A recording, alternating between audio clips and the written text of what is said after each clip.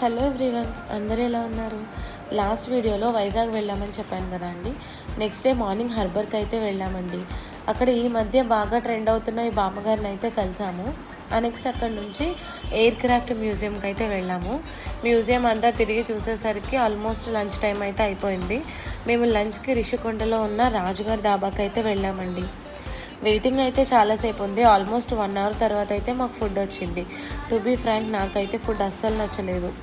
Food చాలా స్మెల్లీగా నీచు వాసనలాగా వచ్చింది. ఇచ్చిన హైప్కి అక్కడ దొరికిన ఫుడ్కి అయితే సంబంధం లేదు. లంచ్ తర్వాత రీసెంట్గా కైలాసగిరిలో గ్లాస్ బ్రిడ్జ్ ఓపెన్ చేశారు కదా అండి, అక్కడికి వెళ్ళాము. ఆ బ్రిడ్జ్ మీద అయితే మంచి టైం అయితే స్పెండ్ చేసాము. అక్కడ నుంచి వైజాగ్ లుక్, బీచ్ వ్యూ అంతా కూడా చాలా బాగా కనిపించింది. నైట్ మా ట్రైన్ టైం అయ్యే వరకు అయితే మాత్రం మేము బీచ్లోనే టైం స్పెండ్ చేసాము. ఎర్లీ మార్నింగ్ అయ్యేసరికి విజయవాడ అయితే రీచ్ అయిపోయామండి.